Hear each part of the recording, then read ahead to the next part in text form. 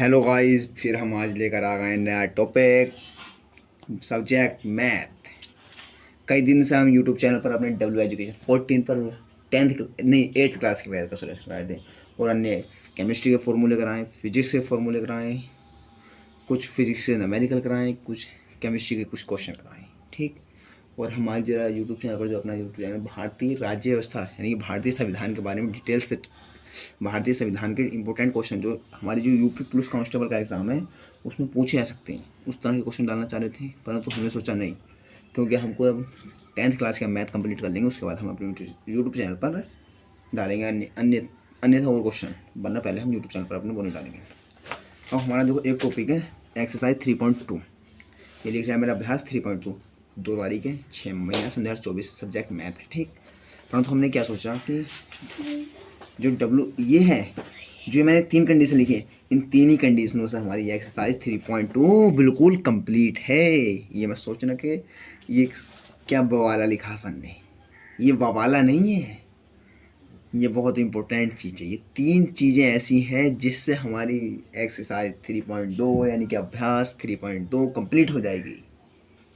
पूरी अभ्यास इसी पर आधारित है। हमने ग्राफीय विधि भी अपने यूट्यूब चैनल पर करा दी, कई क्वेश्चन कराएं ग्राफीय विधि से भी, विलोपन विधि भी सिखा चुका हूँ, प्रतिस्थापन विधि भी सिखा हूँ, ब्रजगुणन विधि भी सिखा चुका हूँ। ब्रजगुणन नहीं सिखाई, परंतु सिखाने जा रहा था, परंतु अब 1-2 दिन बाद सिखाऊंगा। ठीक। इस साल हमारा यूट्यूब चैनल जो है, जो हमारा इस वो है सिलेबस, ग्राफीय विधि और ब्रजगुणन विधि कट गई है, यानी हटा दी गई है। ठीक।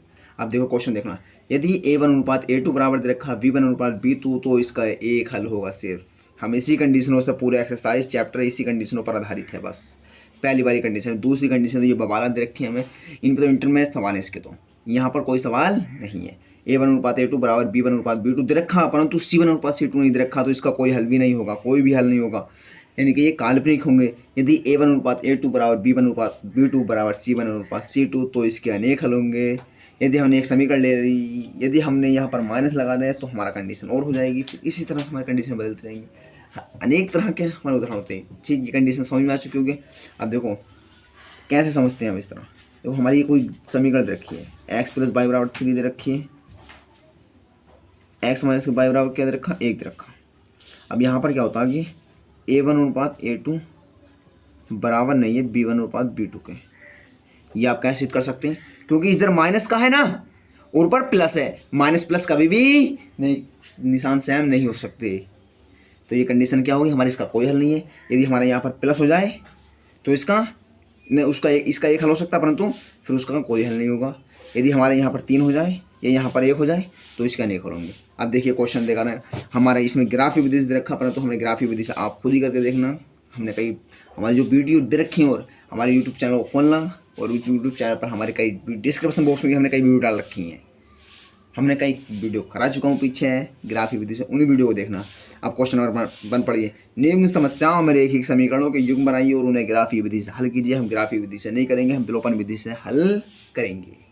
एनसीईआरटी एक्सरसाइज का सवाल है, बहुत इंपॉर्टेंट क्वेश्चन है। देखो क्वेश्चन पढ़ो। क्वेश्चन नंबर 1, कक्षा 10 के 10 विद्यार्थियों ने एक गणित की पहली प्रतियोगिता में भाग लिया। पहेली सुनाई जाती हैं। यदि लड़कियों की संख्या लड़कों की संख्या से 4 अधिक हो तो प्रतियोगिता में भाग लिए गए लड़के और लड़कियों की संख्या बताइए। देखो माना लड़कों की संख्या x, लड़कियों की संख्या y। इसमें क्या रखा सवाल में, कुल मिलाकर कितनी है संख्या, 10। कर देंगे x प्लस वाई बराबर 10। लो हो गया, हलवा है मैथ। मैथ बहुत सरल सब्जेक्ट है। समीकरण बन गई। अद्वितीय शर्त अनुसार में क्या रखा, x लड़कियों की संख्या लड़कों की संख्या 4 अधिक है, यानी लड़कियों की संख्या तो दे रखी है हमें 4 अधिक, परंतु लड़कों की संख्या नहीं है। यदि हम लड़कों की संख्या में 4 जोड़ दें तो हमारा लड़कियों की संख्या भी लड़कों की संख्या के बराबर हो जाएगी। यदि हम x में घटा दें ये लड़कियों की संख्या में से लड़कियों की संख्या घटा दें तो क्या हो जाएगा, ये कंडीशन आ जाएगी। समझ में आ चुका होगा आपके। ठीक। अब इस समीकरण एक बार समीकरण 2 से देख लीजिए, यानी कि इधर प्लस का वाई इधर जाकर माइनस का वाई बराबर 4। ठीक। समीकरण एक बार समीकरण 2 से एक्स प्लस वाई, इस सवाल में ये कहा, देखो दूसरी वाली कंडीशन आपको थोड़ी दिक्कत लगी समझ में। लड़कियों की जो संख्या है वो तो हमें दे रखी 4 अधिक है, लड़कियों की संख्या हमें 4 अधिक रखी है, लड़कों की संख्या ये है हमारी, और लड़कियों की संख्या ये हो जाएगी हमारी। ठीक, कंडीशन समझ में आ गई होगी। अब दो समीकरण इधर प्लस रह जाएगा माइनस का वाई बराबर 4। समीकरण एक बार समीकरण 2 एक्स प्लस वाई बराबर 10, एक्स माइनस का वाई माइनस माइनस यानी 22 Y cancel, X X 2 X 10 और 4 14, एक्स इधर 2 गुणा में रह जाएगा भाग में तो कितना आएगा एक्स का मान 7, एक्स का मान समीकरण 2 में रख लिया तो एक्स माइनस वाई बराबर 4 है, 7 माइनस वाई यानी कि वाई का मान कितना आ गया हमारा 3।